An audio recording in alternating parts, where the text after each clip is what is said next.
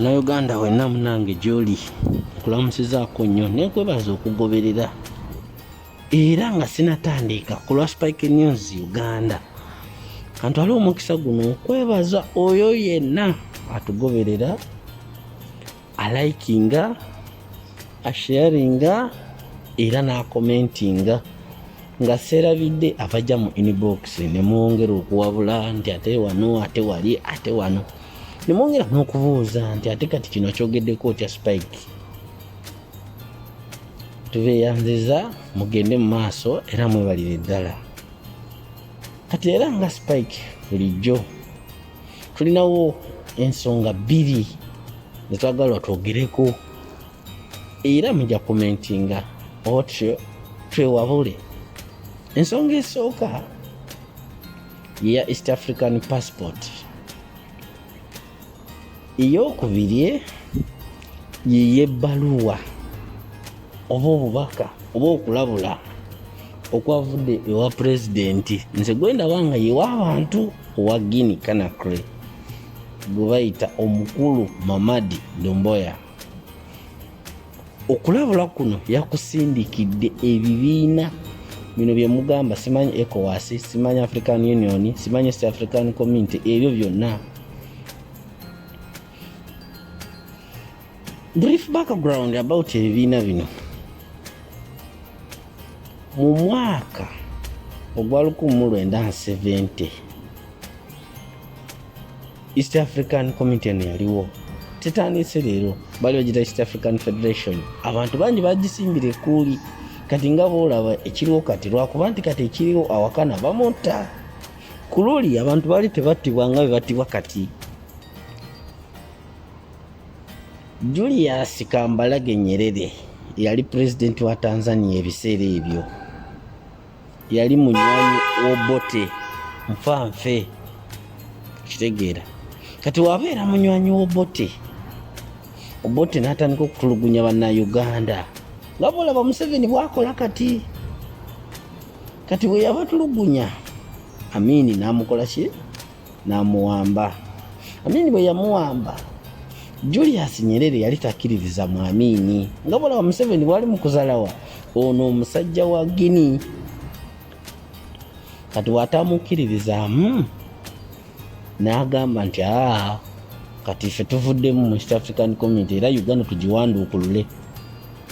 Kitegeera ne bagijjamu mu biseera ebyo nga Amini ye president wa Uganda.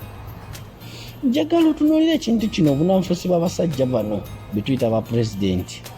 Bo bakozesebwa okupromotinga ekintu ekiri abstract nga gwe omuntu ng'owa wansi tolina kyogenda kifunamu, naye bo ng'abakulu balina ebibalo byabwe byebagoba.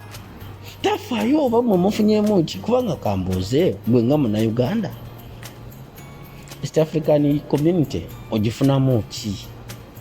Mugamba bya busuubuzi tetuganyi. Tulina ensi kati bano abasajja bagenda ne bongeramu ensi ezitalina geographically mu East African Community nga ki? Batekamu Burundi terimu, ne batekamu Rwanda terimu, ne batekamu South Sudan ezitalimu mu East African Community, mu East Africa geographically. Kati ekyo bwe kimbeeraawo, ebibiina bino tulina kye bayita ECOWAS, ebyo bya common market biri mu ki? Mu West Africa. Tulina African Union. African Union eno jjukira mwe mubadde n'eggye eribadde likuuma emirembe mu Somalia, naye era nga bajunta abatafaayo ku bulamu bwa muntu wa wansi be babifunamu, bakola ddiiru n'abazungu. Kati gwe wa wansi n'ogamba tuli mu East African Community era mbadde nkyabuuza nti kati tufunamu nki? Kubanga mugamba bya busuubuzi. Tulaba wano Abannayuganda abagenda e Sudan ne bamaliriza nga bafiiriddeyo, bafiirwa maali yaabwe ne bafiirwa n'obulamu. Kati ekiba kitegeeza ki? Kambuuze ekirala, East African Community ebeeyamba bantu. Lwaki mwatugamba emabegaawo nti Uganda ne Rwanda baggalawo ensalo tebakolagana? Ekyo nakyo nsonga nkulu. Ekyokusatu, lwaki batugambye mabega wano nti Kenya tekkiriza kusuubulagana na Uganda kasooli kyokka nga tuli mu kulwanira East African Community. Kati ekyo bwe kibeera awo katugende ekyo tujja kukiddira nga tukomyewo wali mu East African Passport. Spike News Uganda. Share, subscribe, like, comment. Wabula bino byaffe Uganda yaffe nsi yaffe sajja bagisaanyizaawo. Kati omukulu president gwe bayita Mamadi ogamba mu Uganda yandibadde Muhammad but is Mamadi Doumbouya. Mamadi Doumbouya alina okulawula oba okuwoninga kuyaweereza kijambiya ono yeefudde ki bwadde ne wa Uganda.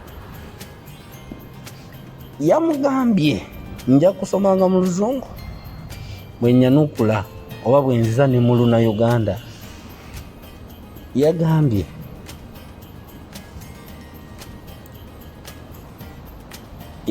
nti we respect you as ECOWAS ebyo bya common market but we still not need to take your orders. Okiwulira?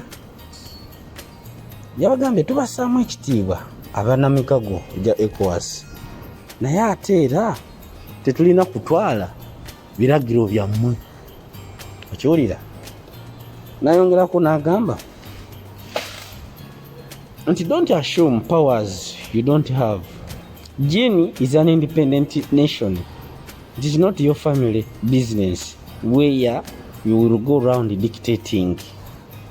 Yabagambye temwewa obuvunaanyizibwa oba temwewa amaanyi ge mutalina. Guinea ggwanga lirina independence. Temulowooza nti eno famire yammwe kati nga boolaba Museveni bwafuga Uganda agayita makage. Bwayagala afe yafa, bwayagala afune sente afuna, bwayagala basome ne basoma, kyagala kyakola yerabira nti nsi erimu abantu. Akitegeera bino byowulya bi ECOWAS biki bipromotinga ba dictator kulemera mu bukulembeze. Nayongerako n'agamba nti the army removed the dictator who changed our constitution to remain in power.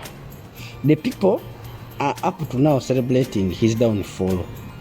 Why do you want us to restore his government yet people are against him? Go on the streets of Conakry and talk to people and you will know their position. Ekitegeera mu paragraph ey'okubiri yagambye nti amagye gaagobye nakyemalira eyakyusa ssemateeka w'eggwanga asobole okweremeza mu buyinza oba asobole okweremeza ku bannansi ng'abafuga nti abantu bagini n'essaawa ya leero ssaawa ya kakati bakyacacyanca bakyajjaguza olw'okugwa kwe. N'abuuza n'agamba nti ku lwaki mwe mwagala ffe ate tuzzeeko omusajja ng'oyo abantu gwe bataagala. Nti oba oyagala okakasa nti abantu tebamwagala genda ku makubo aga Guinea obuuze abantu nti omusajja ono mwagala ojja kuwulira kye bagenda okugamba. Kugamba kifaananako nga bona ogenda ku street n'obuuza bannayuganda nti Museveni mwagala ng'amaze okuvaako ojja kulaba kye bagamba. Ekyo kiri awo. Mu paragraph ey'okusatu n'agamba nti please stop dictating, don't lecture us on democracy. ECOWAS and African Union are a batch of dictators which with the mentality of occupying and colonizing us. Dictators think they will rule countries as of they are running their families. Ekitegeera abagambye temukola ki temutwewaŋŋamyako oba temutusalirawo temutuyigiriza ku nsonga za democracy. Agamba ECOWAS ne African Union n'agamba nti African Union ne ECOWAS kibinja kipromotinga bannakyemalira abalowooza nti bagenda kufuga ensi nga bafuga amaka gaabwe. Kitegeera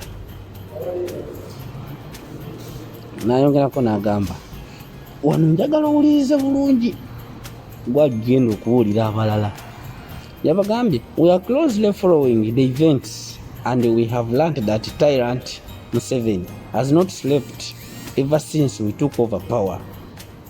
Kitegeera yagambye nti tuli mu kwetegereza ekigenda mu maaso, nti Museveni taneebakako bukyeyawulira nti twagambye munywanyi we. Jjukira mu kulonda okwaliyo emabega mu Guinea, ono omusajja naye yakola nga Museveni yatuleetera amagye okuva mu nsi z'emirala ne gakuba bannayuganda okwagala okubata obusi, era abamu baafa. Kitegeera kati mbu Museveni taneebaka kuva bwe yawulira nti munywanyi we bamukunkumudde omukono mu kibya. Nayongerako n'agamba nti Museveni has been calling fellow dictators to undermine our democracy. Kitegeera nti Museveni agenda akubira bannakyemalira banne abalagira okunyoomoola okukkaanya kwe baakoze oba okugoba nakyemalira mu nsi yaabwe, nga Nyerere bwe yakola nga Amini awambye Obote. Manyi kati mwe temumanyi history. Museveni should instead focus on his country and rebuild it, since he destroyed it long ago to the extent that there is no constitutional order in Uganda. Okitegeera omusajja amugambye Museveni amaaso gonna gateke ku nsi yo ogizimbe, kubanga temukyali mateeka. Kati Museveni ye mateeka, Museveni ye buli kimu mu Uganda. Alimbye omwana ono. Museveni is the constitution in Uganda and he is still protected by African Union, a batch of tyrants. Aga Museveni ye ssemateeka wa Uganda era akyabikirirwa bano betuyita mu simanyi African Union. Museveni family rule in Uganda dominate everything and Ugandans have suffered under his hands. Musajja alimbye. Nagamba amaka ga Museveni ne family ye n'abenganda ze kwegamba oba bamaamidde bakuyita kumaamira nga bonolaba enkoko emaamidde amagi bamaamidde Uganda era Abannayuganda babonyebonye ensi yonna, era Abannayuganda ndowooza yemu ku nsi erimu abantu abakyasinza okusaasaanira ensi yonna olwa Uganda okulwamu emirembe. Museveni afa ku kimu, family ye, banganda ze, bakoddomi be, mikwano gye. Uliza omwana nayongera n'agamba nti omanyi ono muyita mwana kuba almost mu myaka gye gimu, omusajja bamuzaala mu 80s. Bano abasajja be bamwoyo gwa ggwanga betutaaga mu Uganda weeri kati. Dictator Museveni, who is writing missive against us, accusing us of bringing back by Western power, is himself an agent of Western power. Ulira agambye Museveni agenda nga atuwandiikako nga atunenya mbuffe mu bano basupporting oba bawagirwa abantu okuva mu nsi z'abazungu nga bwagenda agamba Bobi Wine. Museveni ye mwennyini ye agenti oba abazungu, kubanga era singa si bazungu Museveni yandibadde taliiwo. Ebyobugagga bya Uganda byonna obuuza Museveni gye biraga tamanyiyo, era biragawa bigenda mu Africa era bigenda mu baana abamuprotecting kubanga era bamuwa emundu. Owulira Museveni was used to gather intelligence on Omar Bashir. Owulira Museveni nkikudiremu, Museveni was used to gather intelligence on Omar Bashir. He was used by the Western to spy on Gaddafi and he is still doing more for the West. Ekyo nkiddemu bamukozesa Museveni ono okunoonya okubega Bashir owa Sudan Khartoum, era Museveni omu yakozesebwa ne mu lukwo lwapangibwa okumaamulako Gaddafi ng'akozesebwa abazungu. Kati bw'avaawo mbola ate biki? Omusajja n'ayongerako mu paragraph endala n'agamba if Museveni is not working for the West, why is he against others working closely with the West? Museveni ye waabanga akolera bazungu, lwaki ayagala okulemesa abalala babakolera? Kwegamba alinga ono agamba oba nga olugero oluganda olugamba nti anakugoba ku nswa nti toli omulalu. obanga oli bwagamba nti olumala okwota olusaasanya obunyata bw'omuliro. Okitegeera nti oli olumala okwota ng'addira omuliro agusamusa mwe temusemberayo. Ye Museveni ye okuvanga nti akolera abazungu tayagala kulya muntu mulala yenna, akolagana nabo era amuteekako byonna byayagala asobole okublackmailinga erinnya lye eri abalala nga bw'azze afugira Bannayuganda mu siyaasa. Wulira wano soka osirike gwayogera. Wulira agambye, if Museveni continue his outburst against us, we have more capability to undermine him on the African continent and beyond, including ending his tyrannical ministry rule. Okiwulidde oba nkikugiremu? Omwana agambye Museveni singa anaagenda mu maaso n'okubanyomoola nga bw'ali mukola, tukyalina obusobozi bungi nnyo ku Africa wano okumulemesa naye ne tumukola nga kye twakoze owa Guinea Conakry. Okitegeera? Twagala abasajja abavumu bwe batyo, naye mu Uganda tulina bano bakatumba bakola malibu, tebalina kyebasobola kuyamba nsi. Bano balokeki bali mu kufa nga biyenje. Omuntu oli trained soldier wakirifa ng'ogezezaako nga bamayombo, bakazimbi, baronda. Naye gwe kisajja mu Uganda tulina abamagye bali awo balinga biwo binankananka, tebalina kyebasobola kuyamba nsi. Ye twafiirwa Amini.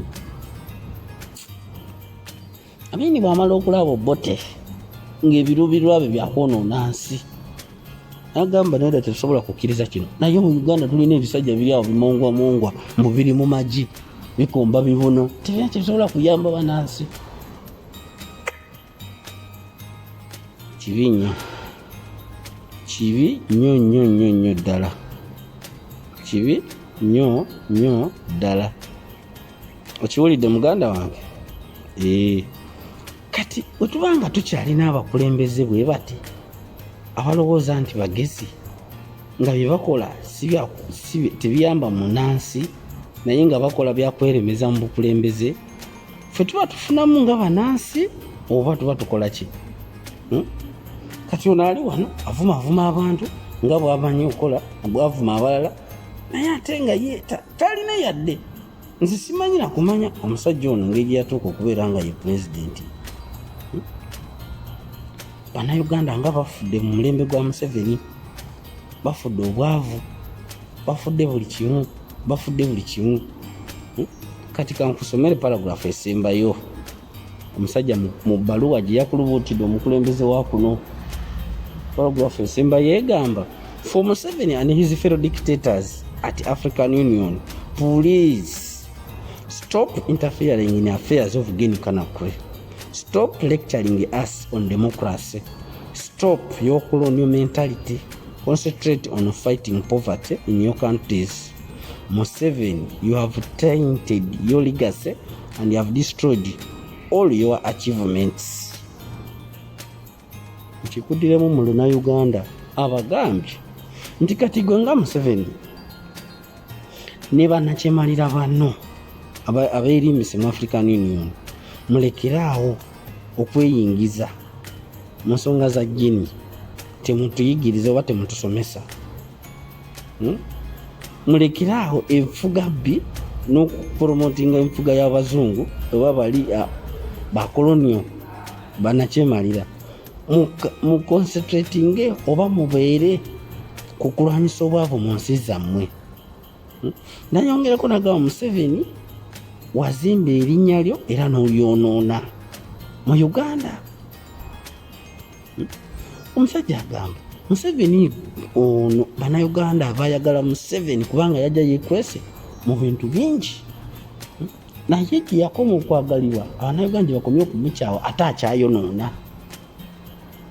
Museveni yasanga Uganda erina amasomero gonna gali destroyed ssaawa ya leero. Amasomero agali mu Uganda nga kugase ne university Makerere ng'abantu bavaawo okujja okusoma, kati yabyonoona teri kiriwo. Uganda yalina Mulago nga ddwaliro ddungi, kati gendayo olabe yagiprivatizing. Uganda yalina amakubo yadde tegaali mangi, bati agaaliwo gaali gasobola okuyamba bannansi. Uganda yalina emirimu ejali gisetingiddwawo nga giwa bannansi emirimu. Kati Uganda omulimu gwerina oba kyalimaguzi kyefulumye bweru bakadaama nabasekadaama. Uganda balinga tulina emwanyi kisubi. Ettaka lya Uganda gimu. Genda ku nnyanja battirako bantu buli lunaku babagoba. Abantu baali beekozesa nga oli agenda n'avuba. Kati ennyanja akitaddeko Bachina basemamu musenyu. Musajja n'agamba nti good leaders must learn to serve and retire peacefully. Nti abakulembeze abalungi balina okuyiga obuweereza era ne bawumula mu mirembe. Atawulidde ojja kugenda wansi awo mu inbox nkuddiremu. Omukulu wa Jimmy Kanakure obwe bubaka byaweereza Museveni. Museveni ayonoonye Uganda to the core. Museveni ye muntu alina politics, ali very dirty. The dirtiest politician in Uganda. Kubanga Obote baliwo amatendekero agatendeka baana bannabyabufuzi. Museveni bwawulira munnabyabufuzi ayagala okuvaayo amutta. He kills you. Kubanga Uganda yagifuula bwakabaka bwa Museveni. Ayagala mbu ye abafuga n'abaana be ne family ye. Bwabuzaabuza bana Uganda. Ekyo kankikomyawo. Kakati tabagambye tugenda kwogerako ekyala ku bino bya East African passport. Nawulidde batugambye nti kati tubuzaayo emyezi 6 zino passport enkadde zigweko benga tetukyazikozesa. Kati passport enkadde wezigwako tujja kuba tukozesa zino empya zokka. Eza East African community ezo zowulira kyembuuza East African community lwaki tupapa ng'abana Uganda. Tanzania tulina kati ensi kowa members of East Africa. Tulina Tanzania, tulina Uganda ne Kenya. Bo be bakozesa oba nabo bali mu kupapa. Ekyo okulala ogamba East African community oba East Africa. Ziri ensi already zirina amakubo kati nga Kenya yakola line Uganda tugirina. Ife kitupapya okugenda mu Uganda ngaffe tugenda afuna muki lwaki tupapa. Kugamba bana abasajja olwokuba nti alina engeri gy'omupango gwayagala okukola n'abazungu balina bye bamusuubiza mbu walina enfuuka East African community afuuke president w'ensi ezo.